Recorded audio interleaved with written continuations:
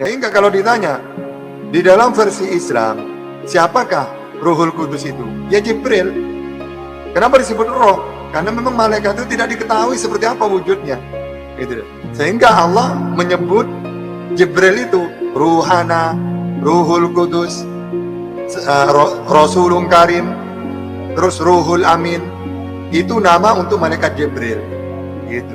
Nah, kalau orang Kristen kan tidak tahu. Ruhul Kudus itu roh kebenaran katanya. Nah, karena memang tidak dijelaskan maksudnya roh itu apa. Kalau dalam Islam, roh secara umum sesuatu yang gaib. Sehingga gaib itu diimani. Makanya Jibril. Ya, salam saudara sekalian yang saya kasih dalam Tuhan dimanapun saudara berada. Kiranya saudara sekalian ada dalam keadaan sehat dan diberkati oleh Tuhan. Nah, pada saat ini saya akan memberi tanggapan mengenai pernyataan seorang muslim bahwa orang Kristen itu tidak tahu Roh Kudus itu seperti apa. Kalau di dalam Islam ya Roh Kudus itu adalah Jibril katanya. Nah, karena dia sibuk untuk ngomongin kitab suci orang Kristen dan tidak membahas mengenai kitab sucinya sendiri, maka saya punya hak untuk menjawab dan saya punya hak untuk mengcounterbalik. Nah, pertama saya mau bilang begini, harus Anda ketahui, kalian semua muslim ketahui bahwa Roh Kudus itu sudah ada di dalam perjanjian lama. Dia itu adalah pribadi ketiga Allah Tritunggal yang sudah ada di dalam perjanjian lama dan karyanya di dalam perjanjian lama dan bukan sesuatu yang baru dalam perjanjian baru. Nah, itu yang harus kalian ketahui. Roh Kudus itu punya peran dalam banyak hal di dalam perjanjian lama, misalkan mengenai penyampaian firman, pembangunan bait suci, menyertai para nabi dan sebagainya. Ada sangat banyak. Nah, saya kasih contoh, misalkan roh bukan hanya berperan dalam penciptaan, melainkan juga dalam penyampaian firman. Roh memenuhi Bejaleel sehingga dia memiliki hikmat dan keterampilan yang dibutuhkan untuk membangun kemah suci. Di dalam Keluaran pasal 31 ayat 3. Itu sangat jelas. Dikatakan bahwa Yosua adalah pengganti yang cocok untuk menggantikan Musa karena roh Allah mendiaminya. Bilangan pasal 27 ayat 18. Ini sangat banyak. Nah, di dalam perjanjian lama juga sudah dinubuatkan mengenai roh Tuhan, Roh Kudus akan dicurahkan bagi orang percaya. Kalau saudara baca Yeskiel pasal 36, itu sangat jelas di sana. Tuhan akan mencurahkan rohnya, akan mencurahkan air jernih yang akan mentahirkan orang Israel. Lalu misalkan kalau kita baca Yoel pasal 2. Yoel pasal 2 ayat 28 sampai 30. Itu di sana sangat jelas. Pada hari-hari terakhir aku akan mencurahkan rohku ke atas kamu dan teruna-terunamu akan bernubuat dan seterusnya. Dan ini merupakan ada koherensinya dalam perjanjian lama, perjanjian baru dan sudah tergenapi di dalam Kisah Rasul pasal 2. Ketika di dalam Kisah Rasul pasal 2 pada saat Roh Kudus dicurahkan, maka orang-orang di situ berkata bahwa para rasul itu sedang mabuk oleh anggur. Petrus bilang tidak, hari baru pukul 9. Ini merupakan nubuatan yang dinubuatkan oleh Nabi Yoel. Jadi Petrus langsung merujuk Yoel pasal 2 ayat 28 sampai 30. Dan mengatakan bahwa janji mengenai pencurahan Roh Kudus itulah yang terjadi saat ini. Dan saudara, kita bisa melihat bahwa ketika Roh Kudus dicurahkan, orang-orang bisa menyerti Injil. Para rasul bisa berbicara dengan bahasa orang-orang yang hadir di situ, sehingga orang-orang bisa menyerti Injil. Nah, itu pencurahan Roh Kudus. Dan mereka memiliki keberanian yang kuat untuk menyampaikan Injil. Di dalam Kisah pasal 1 ayat 8 kan, dan kamu akan menerima kuasa apabila Roh Kudus turun atas kamu dan kamu akan menjadi saksiku mulai dari Yerusalem, Yudea, Samaria dan sampai ke ujung bumi. Nah, Roh Kudus itu bukan goib. Dia adalah pribadi ketiga Allah Tritunggal. Alkitab kami, kitab suci, mengatakan bahwa ketika Yesus akan kembali ke surga, dia bilang, aku akan memberikan kepadamu seorang penolong yang lain. Roh Kudus disebut sebagai seorang penolong. Berarti dia adalah pribadi. Dia bukan makhluk goib, dia berpribadi. Bahkan dia bisa didukakan. Itulah sebabnya Rasul Paulus berkata di dalam Efesus pasal 4 ayat 30 bahwa janganlah kamu mendukakan Roh Kudus Allah. Roh Kudus disebut sebagai penghibur, Yohanes pasal 4 ayat 26. Roh Kudus akan bersaksi tentang Kristus, Yohanes 15 ayat 26. Jadi apa yang kamu mau bilang bahwa Roh Kudus itu hanya makhluk goib dan orang Kristen tidak tahu? Hei, kamu yang goblok, kamu yang tidak ngerti apa-apa mengenai iman Kristen. Tapi kamu sok mau ngoceh soal iman Kristen. Kamu kalau nggak ngerti soal iman Kristen, kamu tutup mulutmu dan belajar baik-baik supaya kau sampaikan aja isi Al-Quranmu. Nah, tadi kamu berkata bahwa Roh Kudus di dalam Islam itu adalah Jibril. Nah, siapa yang berbicara kepada Maria? Perhatikan di dalam Quran 6 ayat 101, itu surat Al-An'am, bahwa di sana Allah tidak bisa memiliki anak kecuali ia mempunyai istri yang bisa disetubuhi. Jadi Allah bilang kalau seorang harus beranak maka harus berhubungan dan sebagainya. Akan tetapi Al-Quran juga memberitahukan kepada kita bahwa kalau Maria itu perawan ketika ia sedang mengandung Yesus, atau yang disebutkan di dalam Quran sebagai Isa, di dalam Quran 3 ayat 47, di sana bunyinya begini, dan Maria berkata, ya Tuhanku, bagaimana mungkin aku akan mempunyai anak padahal aku tidak ada seorang laki-laki yang menyentuhku. Dia Allah berfirman, demikianlah Allah menciptakan apa yang dia kehendaki. Apabila dia hendak menetapkan sesuatu, dia hanya berkata kepadanya, jadilah maka jadilah. Nah, tentang ayat ini kaum muslim akan memberitahukan kepada kita bahwa yang berkata kepada Maria itu adalah Jibril, ya, Jibril.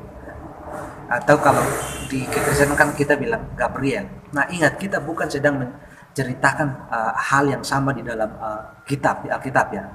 Tapi kita akan mengikuti kisah di dalam Al-Quran. Jadi jangan kita campur aduk. Nah, kaum muslim juga akan memberitahukan kepada kita kalau Maria sebenarnya sedang berbicara dengan Roh Kudus yang nampak wujud dalam rupa malaikat Jibril. Nah, yang tidak bisa mereka beritahu adalah bahwa Quran tidak pernah menamai malaikat tersebut Jibril sebagai pihak yang berbicara kepada Maria. Nah, bila kita analisis Quran 3 ayat 47 Ali Imran dengan cermat, ini akan menunjukkan kepada kita bukti bahwa sesuatu yang berlainan. Perhatikan, Maria memanggil Roh Kudus yang nampaknya bergender, ya, laki-laki, dengan sebut ya Tuhanku, Rabi. Tetapi yang berbicara mengatakan kepada Maria tersebut, ia hanyalah seorang utusan dan bukan Allah. Nah, kemudian perhatikan Quran 19 ayat 19. Di sana dikatakan begini. Lalu dia memasang tabir yang melindunginya dari mereka. Lalu kami mengutus roh kami Jibril kepadanya. Maka ia menampakkan diri di hadapannya dalam bentuk manusia yang sempurna. Nah, perhatikan tadi Abdul tadi berkata bahwa Jibril itu hanya manusia, hanya roh goib yang tidak berwujud. Tapi di sini dikatakan bahwa lalu dia memasang tabir yang melindunginya dari mereka. Lalu kami mengutus roh kami Jibril kepadanya, maka dia menampakkan diri di hadapannya dalam bentuk manusia yang sempurna. Dia Jibril berkata, sesungguhnya aku hanya lah utusan Tuhanmu untuk menyampaikan anugerah kepadamu, seorang anak laki-laki yang suci. Nah, sepanjang Maria menyebut Roh Kudus sebagai Tuhanku di dalam Quran 3 ayat 47 Ali Imran, dan anggaplah kalau itu Allah, lalu mengapa ia menyebutkan dirinya sebagai orang ketiga? Mengapa ia berkata demikianlah Allah menciptakan? Dan kenapa bukan demikianlah aku menciptakan? Ini saudara harus nangkap posisinya. Apakah Maria salah memanggil Roh Kudus dengan berkata Tuhanku? Atau apakah memang benar itu Allah? Apapun itu, tidak pernah disebutkan dalam Al-Quran bahwa yang sedang berbicara ke Maria itu sebenarnya adalah malaikat Jibril. Dan tidak ada di dalam Al-Quran yang mengatakan kalau malaikat itu Jibril adalah Roh Kudus. Quran 3:45 Al-Imran berkata, ingatlah ketika para malaikat berkata, wahai Maryam, sesungguhnya Allah menyampaikan kabar gembira kepadamu tentang sebuah kalimat atau firman darinya, yaitu seorang putra namanya Al-Masih atau Isa putra Maryam, seorang terkemuka di dunia dan di akhirat, dan termasuk orang-orang yang didekatkan kepada Allah. Perhatikan di sini dikatakan para malaikat, tetapi di Quran pasal 9, Quran 19 ayat 17 Ali Imran, kita baca bahwa disebut roh kami tersebut menjelma menjadi seorang laki-laki yang sempurna. Jadi nampak jelas sesuatu yang salah di sini. Semacam kontradiksi begitu.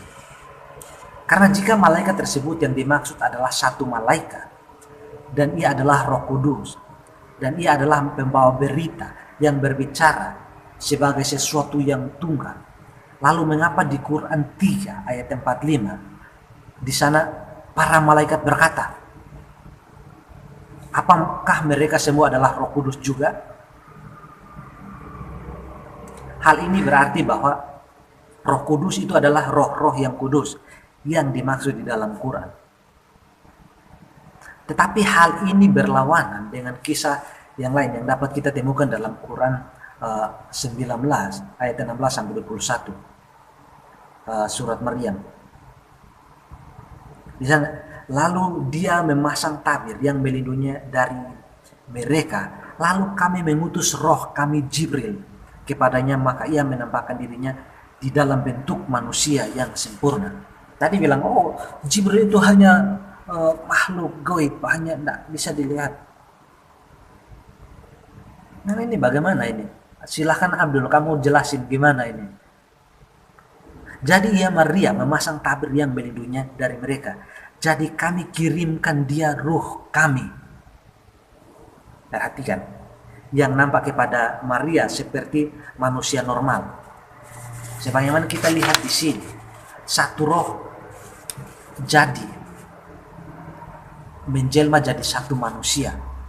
Terlebih anggapan kaum muslim bahwa Roh Kudus adalah satu pribadi dan ia adalah malaikat Jibril. Kebanyakan muslim melihat bagian ini dan menjelaskannya secara keliru dan bahkan tidak ngerti. Abdul tadi yang mengatakan itu juga dia nggak ngerti apa-apa soal kitabnya sendiri. Jibril hanya adalah ruh, tapi Jibril tiba-tiba jadi manusia. Gimana? Lihat, saudara yang menonton ini bisa melihat bagaimana Quran berbicara mengenai yang mereka katakan bahwa Roh Kudus. Perhatikan bahwa Roh Kudus dipanggil Tuhan oleh Maria, tetapi saat yang sama juga Roh Kudus menyebutkan dirinya adalah utusan Allah. Roh Kudus berkata, dia adalah Jibril, sesungguhnya aku hanyalah utusan Tuhan untuk menyampaikan anugerah kepadamu, si orang anak laki-laki yang suci. Jadi dalam Quran, mengapa Roh Kudus tidak menjadi malaikat Jibril? Jawabannya dalam Quran 16 ayat 2. Dia menurunkan para malaikat membawa bersama dengan wahyu ruh dengan perintahnya kepada siapa yang dia kehendaki di antara hamba-hambanya dengan berfirman, yaitu peringatkanlah hamba-hambaku bahwa tidak ada Tuhan selain aku, maka hendaklah kamu bertakwa kepadaku. Allah menurunkan malaikat bersama ruh. Ini artinya malaikat tidak sama dengan ruh. Kaum muslim bahkan mencoba menerjemahkan ruh sebagai wahyu. Nah, ini tidak bisa begitu. Lebih jauh bukti yang ditunjukkan dalam Quran 26 ayat 192 sampai 193. Di sini dikatakan begini ya. Dan sungguh ini benar-benar diturunkan oleh Tuhan seluruh alam, manusia dan alam jin, yang dibawa turun oleh Al-Ruh Al-Amin. Sekali lagi, ini bukanlah Allah yang berkata bahwa yang membawa turun adalah Jibril. Apakah ini seperti apa? Mengapa Allah tidak mengatakan dengan jelas kalau itu adalah malaikat?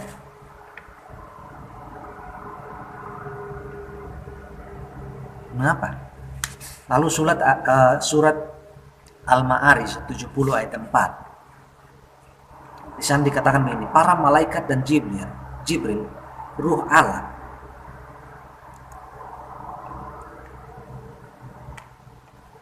terlihat ruh Allah naik menghadap kepada Tuhan dalam sehari setara dengan 50.000 tahun. Nah, kalau para malaikat itu ruh, mengapa Allah berkata kalau mereka malaikat dan ruh? Mengapa? Lalu pada hari ketika ruh dan para malaikat berdiri bersaf-saf, mereka tidak berkata-kata kecuali siapa yang telah diberi izin kepadanya oleh Tuhan yang Maha Pengasih dan hanya mengatakan yang benar. Sekali lagi, Allah berkata bahwa mereka akan berdiri bersaf-saf dalam barisan dari yang tertinggi hingga yang terendah, dan mereka adalah ruh dan malaikat. Ini adalah bukti yang sebenarnya membuat muslim mereka bingung.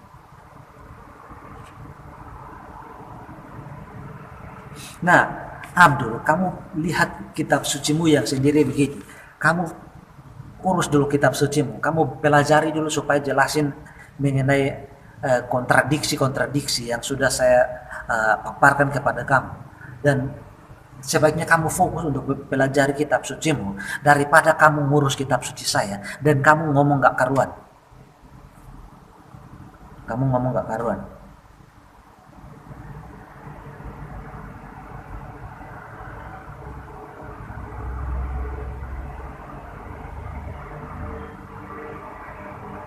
Jadi berhenti kamu berbicara mengenai kitab suci saya. Berhentilah. Kamu urus kitab sucimu, kamu ajarin kepada umat-umatmu, pelajari supaya umatmu bisa mempertanggungjawabkan iman mereka kepada orang lain ketika orang lain bertanya. Jangan kau tidak belajar ketika orang bicara mengenai kitabmu. Kamu enak saja bicara mengenai kitab orang, lalu ketika kamu diserang balik, kamu mulai nangis-nangis, menghujat, menghina Nabi, menghina Allah dan sebagainya. Itu kamu manusia apa sih? Dunia keterbukaan ini segala sesuatu terbuka. Jadi jangan pelihara kebodohan dan tidak mau belajar. Lalu ketika orang mengkritik kamu, kamu mulai kebakaran jenggot, bilang ini penghinaan, penistaan dan sebagainya. Nah, buat saudara saya yang Kristen dimanapun berada,